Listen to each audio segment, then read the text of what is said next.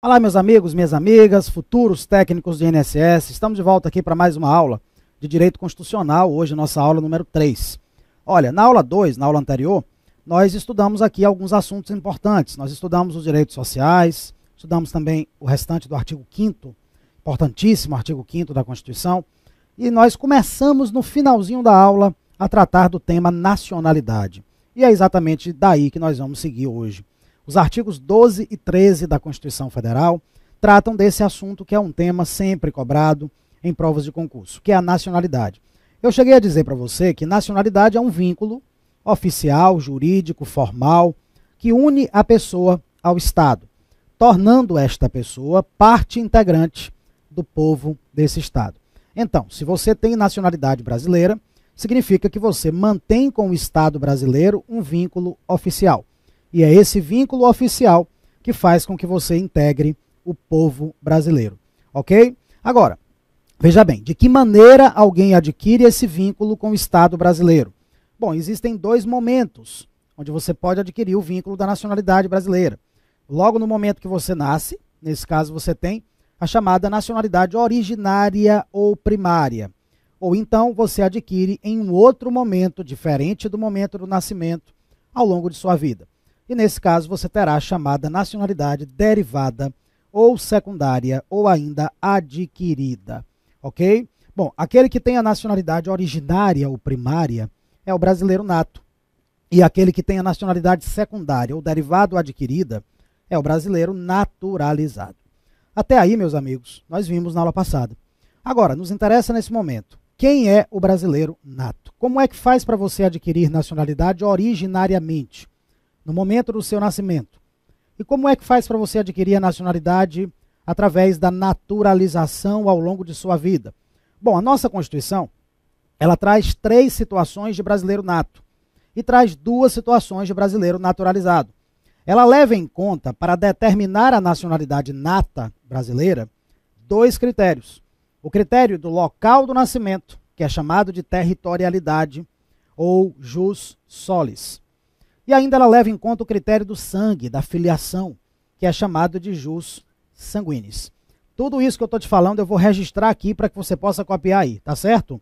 Então vem aqui comigo, olha só. Eu acabei de dizer para você que a nacionalidade brasileira, ela pode ser originária, também chamada de primária, que é aquela nacionalidade do brasileiro nato, e ela pode ser também derivada ou secundária ou adquirida, que é a do brasileiro naturalizado. Disse ainda para você que existem 3 situações de brasileiro nato e 2 situações de brasileiro naturalizado. Em relação aos brasileiros natos, são 2 os critérios possíveis para determinar essa nacionalidade. O jus solis, que é o critério do solo, do território do nascimento. E ainda o jus sanguinis, que é o critério do sangue, jus sanguinis. Vamos ver isso aqui no texto da nossa Constituição. Olha só. São brasileiros natos. Primeira hipótese. Os nascidos na República Federativa do Brasil, ainda que de pais estrangeiros, desde que estes não estejam a serviço do seu país. Olha só. Nascidos na República Federativa do Brasil, ou seja, em solo brasileiro, em território brasileiro. Se você nasce em território brasileiro, não interessa mais nada, você é brasileiro nato. Mesmo que os pais sejam estrangeiros, não tem problema, continua sendo brasileiro nato se nascer aqui. Agora, tem uma exceção. Se os pais forem estrangeiros e pelo menos um deles estiver aqui a serviço do seu país, aí o filho nascido aqui não vai ser brasileiro nato. O que é que significa estar a serviço do seu país? Significa ser um agente público do seu país. Por exemplo, o diplomata.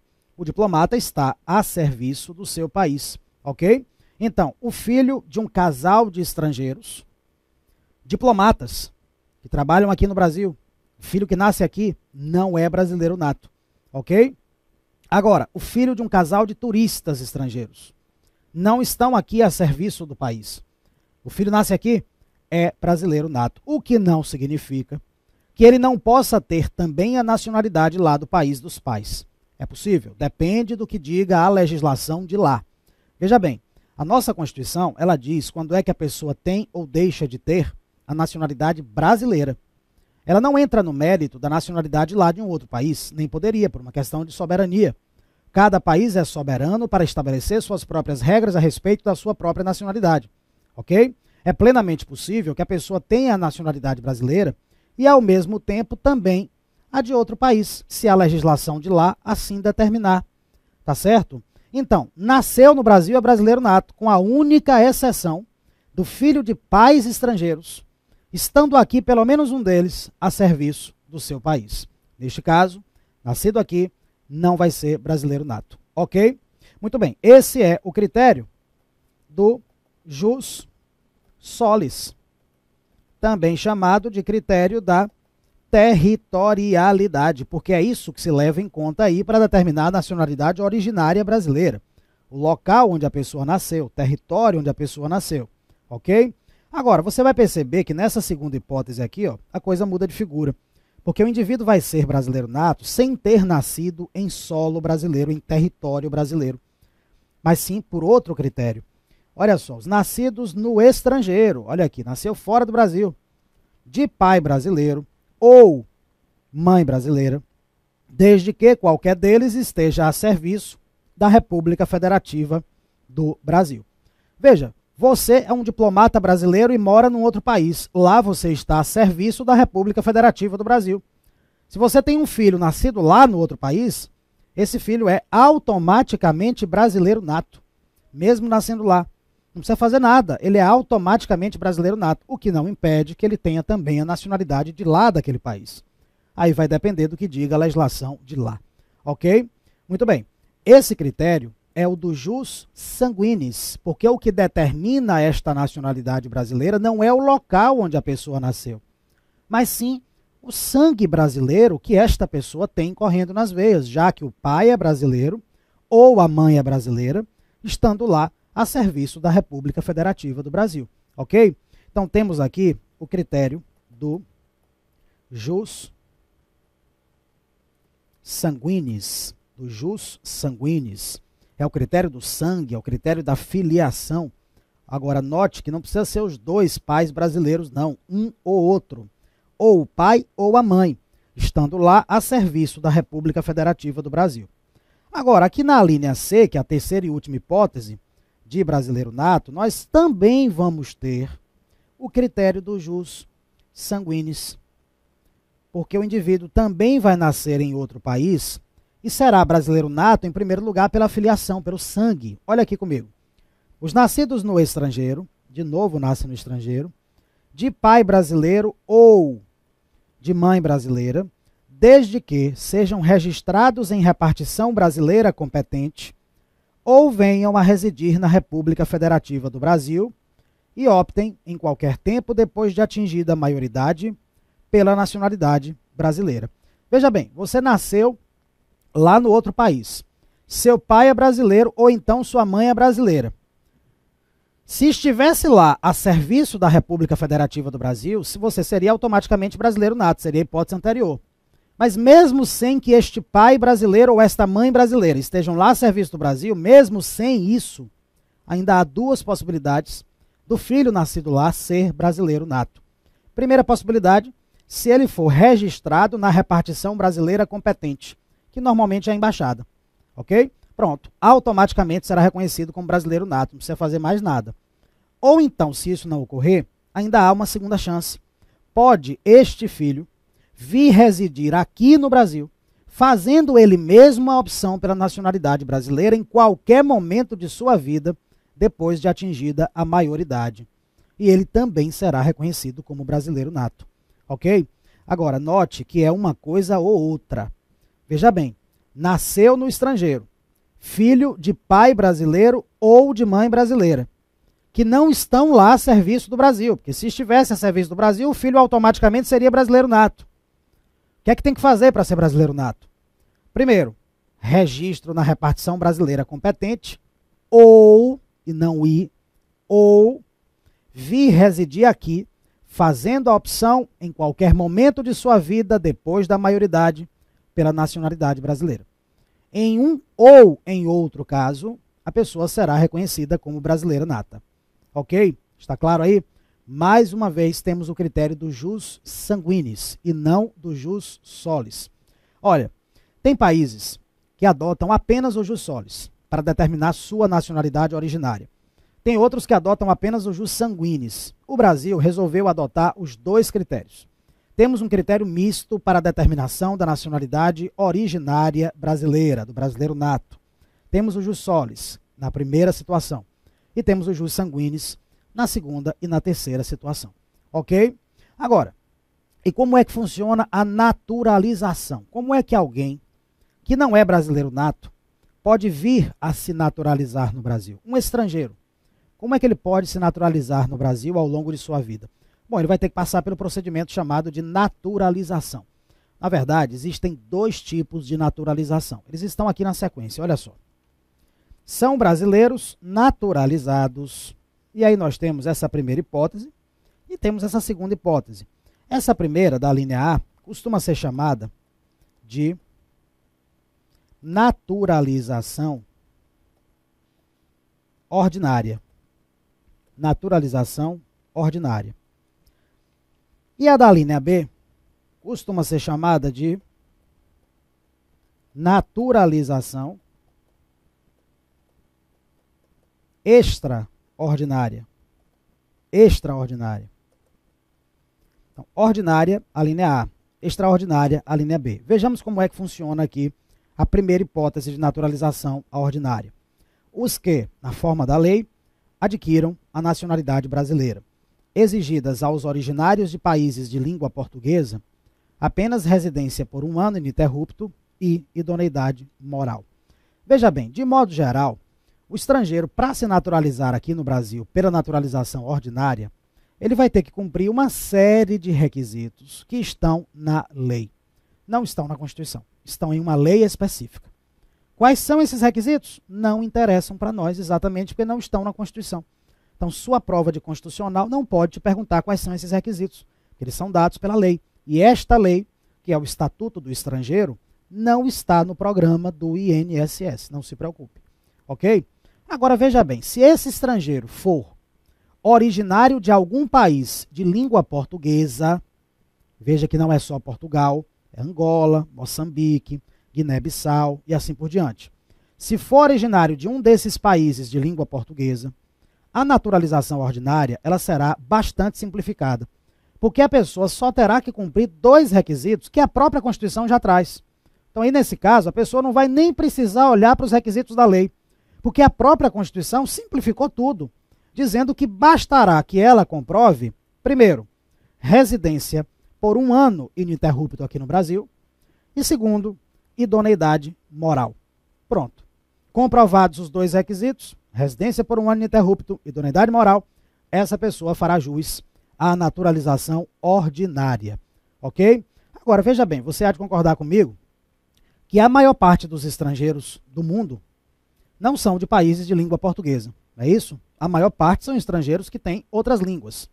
Muito bem. Se é assim, podemos dizer que a regra é que o indivíduo terá que cumprir os requisitos da lei. A exceção é que, se for de país de língua portuguesa, bastará cumprir esses 2 requisitos. Residência por 1 ano ininterrupto e idoneidade moral. Tranquilo aí? Agora, e a outra naturalização? Nós chamamos aqui de extraordinária. Como é que funciona? Olha aqui comigo. São brasileiros naturalizados. Os estrangeiros de qualquer nacionalidade, importante esse detalhe, residentes na República Federativa do Brasil há mais de 15 anos ininterruptos e sem condenação penal, desde que requeiram a nacionalidade brasileira. Veja que tem 2 requisitos aqui. Residência por mais de 15 anos ininterruptos e ausência de condenação penal neste período. Cumpridos esses 2 requisitos, qualquer estrangeiro de qualquer nacionalidade fará jus à naturalização extraordinária. Ok? Olha, vou registrar isso aqui para você, ó, vamos fazer um resumo do procedimento de naturalização no nosso país. Nós estamos vendo aí que existem dois tipos de naturalização. A naturalização ordinária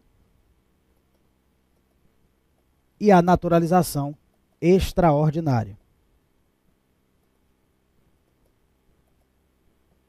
Ordinária e extraordinária. A ordinária, ela funciona de uma maneira para quem for originário de país de língua portuguesa.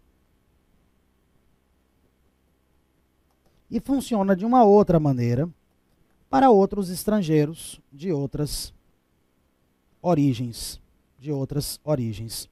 Veja bem, se for de língua portuguesa, serão dois os requisitos. O primeiro, residência por pelo menos 1 ano ininterrupto. E o segundo requisito, idoneidade moral. Muito bem, são esses os dois requisitos para quem for de língua portuguesa. Agora, se for de outras origens, esse estrangeiro, ele vai ter que cumprir uma série de requisitos que não estão na Constituição, estão na lei. Portanto, nós não precisamos nos preocupar com esses requisitos, ok?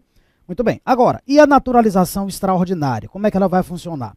Em primeiro lugar, olha aqui, ela serve para qualquer estrangeiro de qualquer nacionalidade, inclusive os que forem de países de língua portuguesa. E dependerá de dois requisitos também. Residência por mais de 15 anos ininterruptos, sem que neste período tenha havido condenação penal desta pessoa. Muito bem. Reside no Brasil há pelo menos 15 anos ininterruptos e nunca foi condenado penalmente nesse tempo. Já faz jus à naturalização extraordinária. Meus amigos, vamos ter cuidado com um detalhe. A verdade é que qualquer estrangeiro de qualquer nacionalidade pode se naturalizar dos dois jeitos, ou pela ordinária ou pela extraordinária. Agora, se for pela ordinária, é que nós vamos ter uma simplificação da naturalização para quem for de países de língua portuguesa. Para quem não for de país de língua portuguesa, a naturalização vai ser mais burocrática, vai ser mais trabalhosa. Por que essa diferença? Porque, por razões históricas, culturais, o Brasil teve uma mesma colonização que os demais países de língua portuguesa, colonização portuguesa. Então, por essa razão, por conta dessa identidade histórica e cultural, é que a nossa Constituição resolveu simplificar a naturalização daquele que é de país de língua portuguesa e ela exige apenas residência por 1 ano ininterrupto e idoneidade moral. Quem não for de língua portuguesa vai ter que cumprir os requisitos da lei. Isso na naturalização ordinária. Agora, na extraordinária, não tem diferença de requisito. Seja lá quem for o estrangeiro, precisará provar dois requisitos: residência por 15 anos ininterruptos, sem que nesse tempo tenha havido condenação penal desta pessoa. Ok? Está claro aí? Muito bem. É assim que funciona a naturalização no Brasil. Agora tem um último detalhe que não custa nada mencionar aqui, porque já foi cobrado uma vez pelo CESP. É o seguinte, a naturalização ordinária, que é a primeira, olha aqui comigo, ela depende de um ato discricionário do chefe do Poder Executivo, ao passo em que a extraordinária depende de um ato vinculado e não discricionário do chefe do Poder Executivo. Bom, você que já vem estudando para concurso, imagino que você saiba a diferença entre ato discricionário e ato vinculado. Você estuda isso lá no direito administrativo. De todo modo, é muito simples a diferença. O ato discricionário é aquele onde quem pratica tem uma certa margem de avaliação quanto à conveniência e oportunidade de praticar o ato. Então, trocando em miúdos, se a hipótese for de naturalização ordinária, o presidente da República, que é quem pratica o ato final de conceder a naturalização, ele não é obrigado a conceder, porque ele pode muito bem avaliar que não é conveniente e oportuno aos interesses do país, neste momento, conceder a naturalização e ele simplesmente não concede, ok? Já na extraordinária, o ato é vinculado. O ato vinculado é aquele onde não há qualquer margem de avaliação quanto à conveniência e oportunidade. O ato vinculado é aquele onde, presentes os requisitos, ele deverá ser praticado por aquela autoridade, daquela forma, naquele momento. Então, presentes os requisitos da extraordinária, o presidente da República não terá outra alternativa senão conceder a naturalização. Ok? Bom, esse detalhe foi cobrado já uma vez, então não custa nada mencionar aqui. Tá certo? Muito bem, voltando agora, meus amigos, aqui para o artigo 12. Veja bem, a pergunta que se faz é a seguinte. Nós estamos vendo aí quem é o brasileiro nato, quem é o brasileiro naturalizado. Eu te pergunto, existe a possibilidade de distinção de direitos e deveres entre brasileiros natos e brasileiros naturalizados? É possível distinguir, separar, diferenciar, discriminar brasileiros natos de brasileiros naturalizados, ou tudo que o nato puder, o naturalizado também poderá? Tudo que o nato tiver o dever de fazer, o naturalizado também terá o dever de fazer. É ou não é possível separar? Resposta: em regra, não. Em regra, não se pode estabelecer distinções, tanto em matéria de direitos quanto em matéria de deveres, entre natos e naturalizados. Só que essa regra tem algumas exceções trazidas pela própria Constituição. Mas a regra é essa. Por que eu estou dizendo isso para você? Porque é isso que está determinado aqui. Ó. Vou adiantar para te mostrar o parágrafo 2º do artigo 12. Olha só. A lei não poderá estabelecer distinção entre brasileiros natos e naturalizados, regra geral, salvo nos casos previstos nesta Constituição. Então, veja bem, apenas a própria Constituição poderá separar a situação de natos e naturalizados. E ela faz isso em alguns momentos.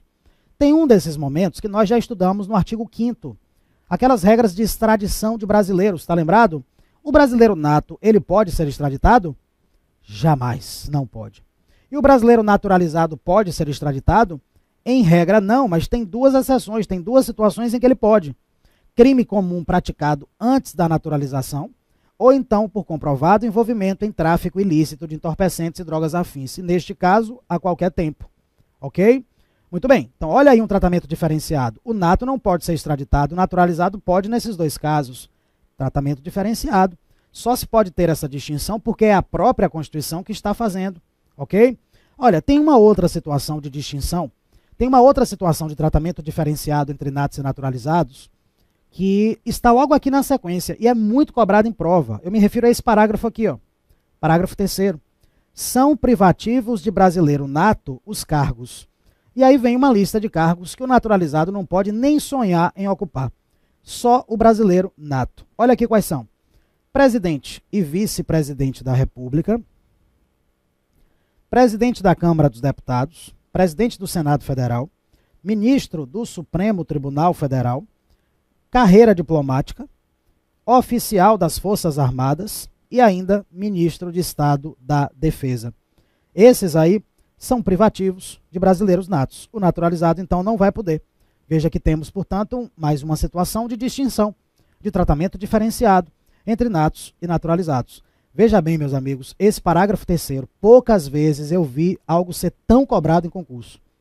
Então, de fato, isso é muito, mas muito importante para a sua prova. Isso é uma questão provável na sua prova.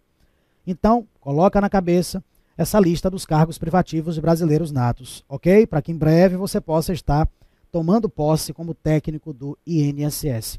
Agora, ainda sobre essa lista, eu vou chamar a sua atenção para um detalhe que também já foi cobrado. Olha aqui comigo, veja só.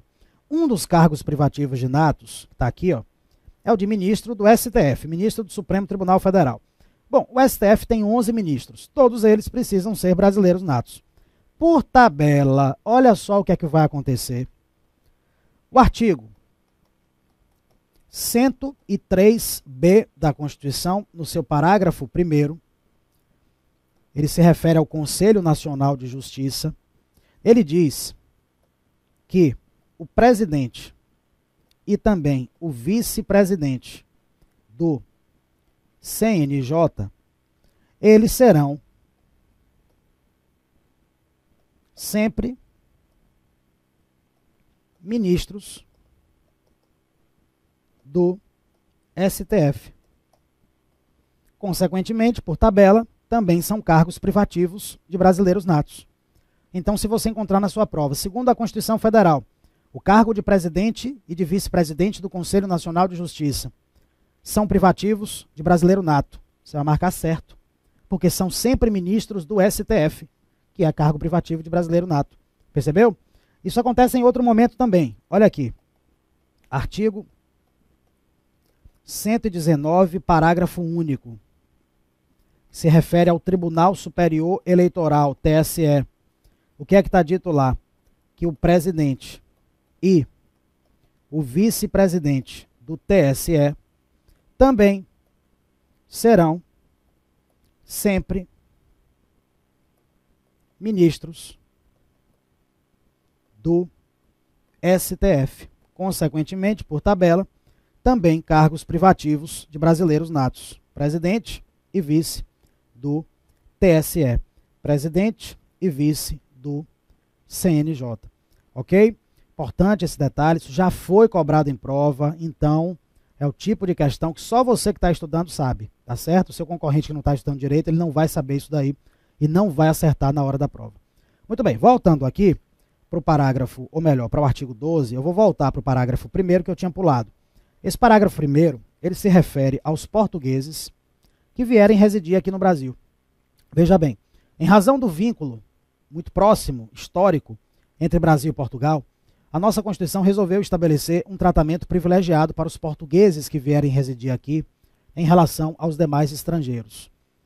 Bom, o que é que ela diz? Se o português vier residir aqui, ele será tratado com os mesmos direitos dos brasileiros. Agora, tem uma condição.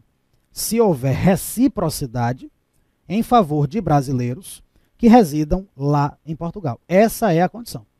Tem que haver reciprocidade para brasileiros que residam lá em Portugal. Havendo esta reciprocidade, tudo bem.